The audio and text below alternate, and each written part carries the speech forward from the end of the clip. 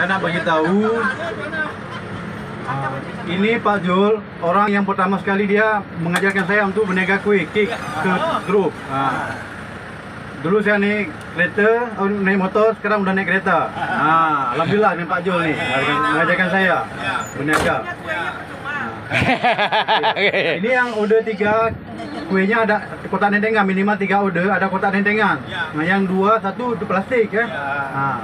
Kalau yang order 1 kalau nak tambah boleh tambah, kita ada bagi kotak nentengan. Oke, terima kasih.